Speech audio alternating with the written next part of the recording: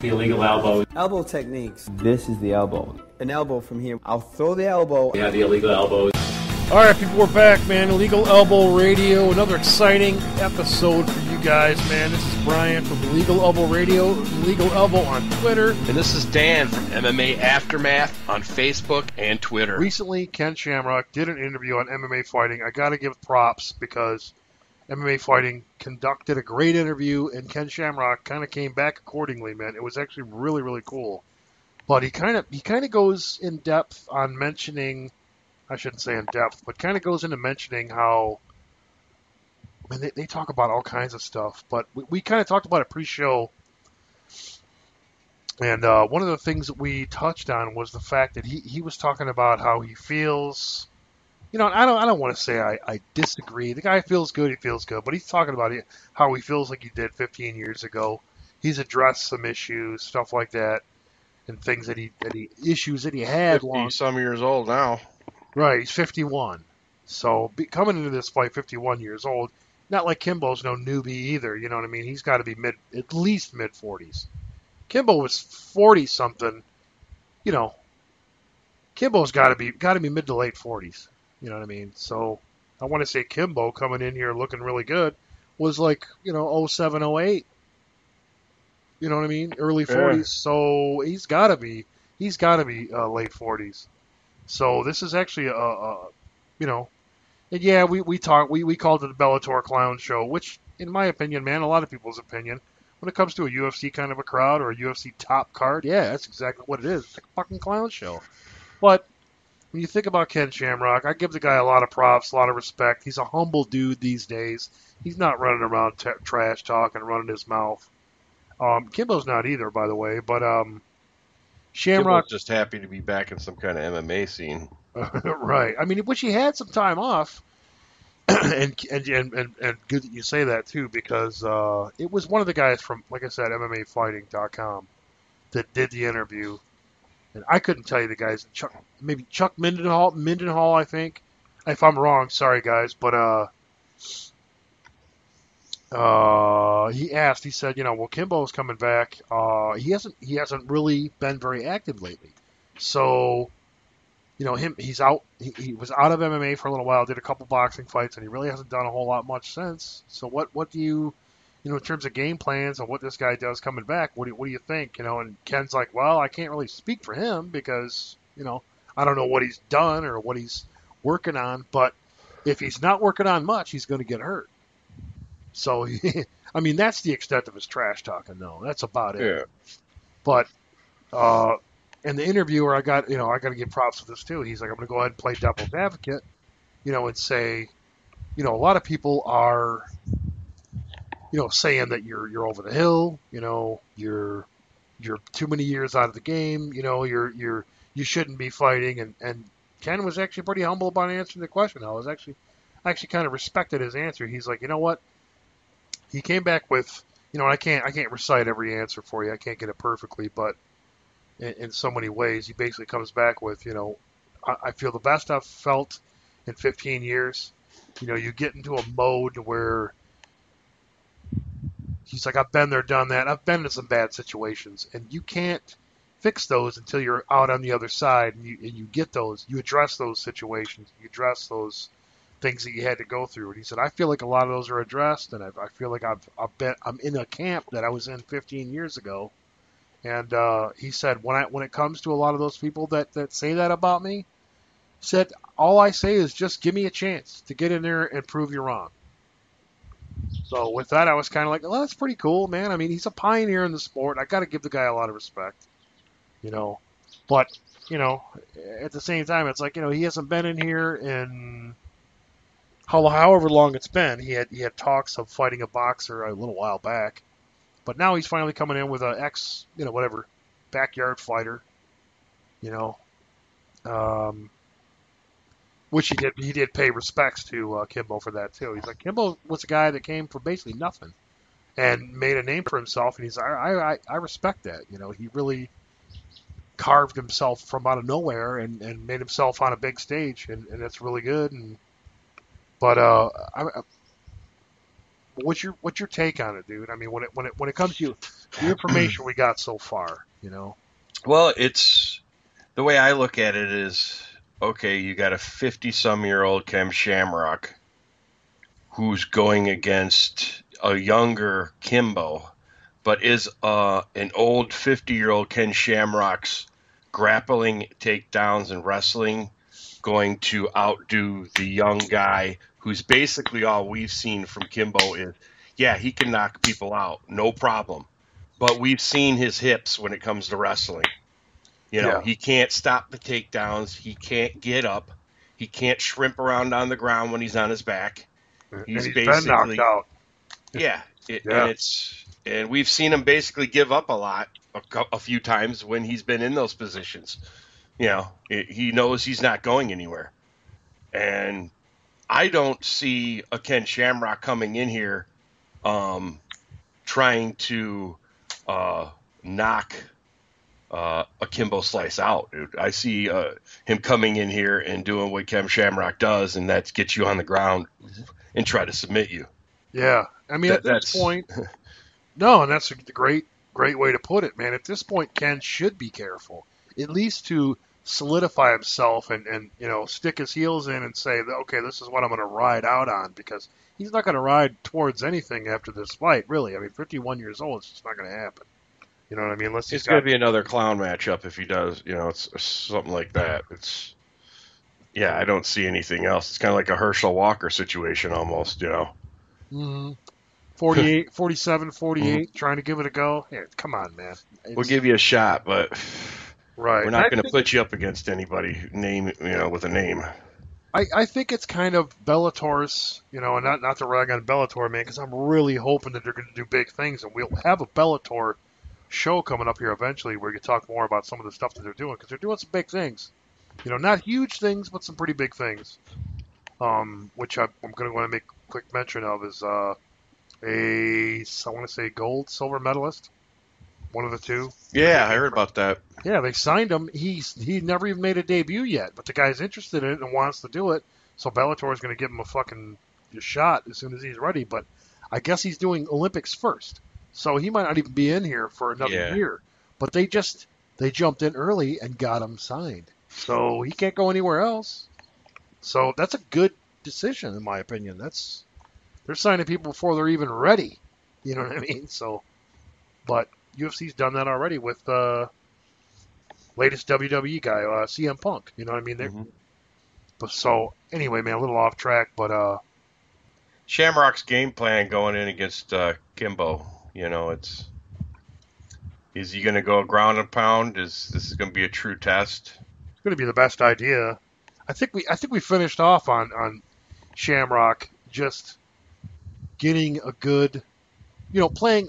I don't want to say safe, but I mean playing a smart game plan to get Kimbo on his back. He gets in there, does a sick wrestler's aspect, because I mean he's a kick-ass wrestler. I mean that's his MO. I mean that's and he's a good a decent to good striker. You know what I mean? He's not well known for it, but he can do it. So if he's up that game a little bit, it kind of adds a little more, in his favor. So if he's on the ground landing some nasty strikes, some good elbows, I mean, it could really help him out a lot. And if you look at it this way, and this is what I was getting into, if you look at it this way, you got a Ken Shamrock in a Bellator and a Kimbo in a Bellator. You can consider this kind of a, without being too disrespectful, you can call this a second-rate super fight. You know what I'm saying? You got Kimbo and two guys that are over the hill, but they've been in the game a little bit. I mean, obviously, Ken's been in the game forever. Kimbo came in the game a little bit late in terms of age, but he made his way into the game just by internet. I mean, if there was no internet, Kimbo would still be on the street fighting. If there was no internet. He was like a Justin Bieber of fighting. He got found on the internet. That's strictly it. But it's kind of like a low rent, like I said, man, like a low rent super fight. Yeah, it's name alone, dude. It's to get some asses in the seats, get some views. Mm-hmm. That's. And hey, yeah, a lot of people want to see it. There's a lot of fucking Shamrock fans. There's probably even more there's even probably twice as many Kimbo fans due to the internet and his stardom there. And yeah, that's why he was signed by the UFC, and that's why he's fighting now, because when he was in the MMA, he didn't do shit. Yeah, he beat a few guys, but he got booted out of the MMA the first time for a certain reason, because he wasn't good enough. Yeah. So Yeah. let everybody keep that in mind. Yeah, he got booted out just as fast as he went in. Straight up, man. I mean, really. It's just there's no better way to say it. And I want to take a look at this card real quick because I want to see other fights on this card. Kimbo right now is 4-2. It's not even as good as record as Brock Lesnar, which Brock Lesnar was a quick MMA career. So looking at this way, just for comparison, I'm not. It's not a Brock ragging session. I'm not saying that, but Kimbo's last fight was 2010. Man, he lost to Matt Mitrione. UFC 113 Machida versus Shogun 2. That was his last MMA fight, man. That's a long time ago. Mm-hmm. So him coming into this card, let's take a look at the rest of the card. You got Patricio Ferreira, Daniel Witchell, which Daniel Witchell is a well-known Bellator dude, and they're both, 35-8 for Daniel and 23-2 for Ferreira. I mean, that should be a friggin' barn burner. I mean, that should be a great fight. Two very well-known dudes in Bellator. James Thompson, Bobby Lashley, two heavyweights. One's been around a long time. Bobby Lashley's still kind of fairly new, but only 2 losses. Still waiting for him to fucking break out. Break out of his shell and show us what what he could be. And there's a good possibility he can pull some shit with James Thompson. James Thompson's, 20-14. He's been known to get knocked out here and there. You know what I mean? But the guy's still lethal. In his last fight in Bellator, that's exactly how he looked. But I think it was against, let me double check here for sure. I think that was against Eric Prindle. Yep, Eric Prindle, knockout punches. 2014, mid-year, June 6, 2014. So there you go. And that was his first fight in Bellator. So, there's a good possibility, man.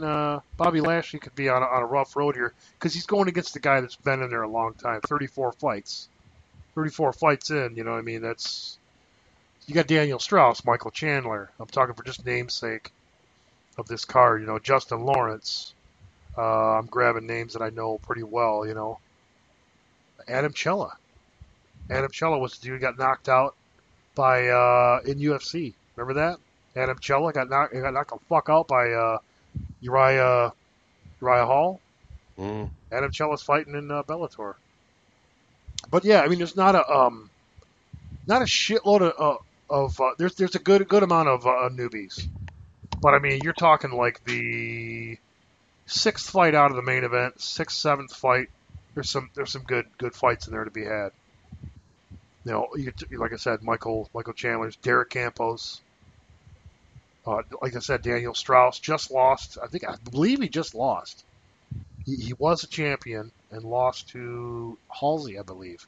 Which Halsey just this past weekend won over son of a bitch. Kendall Grove. Knocked Kendall Grove the fuck out. So, forgive me if I'm wrong, people, but I believe that's how it went down. But it's a pretty good. It's a pretty damn good card for a Bellator at this point. They're pulling some better strings. They're doing what they can with what they have. So I got to give them a little bit of respect. But I think for a Kimbo, Ken Shamrock, just for name's sake, just pull some shit out of your hat and do the best you can. Throw what you can under it, and it's basically Coker doing the best he can with what he has. Because he did say, we heard it a couple months ago, or maybe a month or two ago, that he's going to do the best he can with basically once a month cards. You know what I mean? Because otherwise, you're just over bathing everybody in bullshit. Really, I mean, you can't do that. Yeah, I actually see this. I don't know if this is a 3 or 5 round dealio, but it's going to be a gas tanker.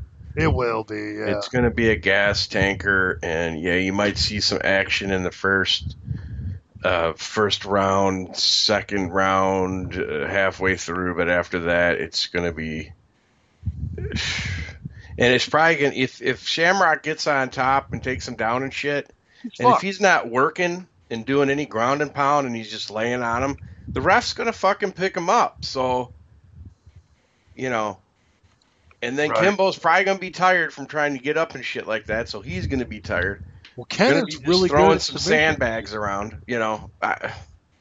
Ken has been known for arm locks, Kimuras, foot locks, ankle locks. So, I mean, he could catch Kimbo whenever he wants. Kimbo's MO in this fight should be defense. Yep. Takedown defense, submission defense. But I doubt it. I think he's going to go all offense, probably, in my opinion, and just ride on what got him here. Go on what got you here. And he's probably hoping to knock out Ken Shamrock, which is entirely possible. But yeah, it could. Ken could fuck up, you know. you never know. But, I mean, being true to what Ken has been through already, I would think, shit, man, not even... Ken's got too much experience, in my opinion, to play stupid against the Kimbo. He's got to know that he knows the guy has good strikes, And like I said, Kimbo slices 4-2. 4-2, man.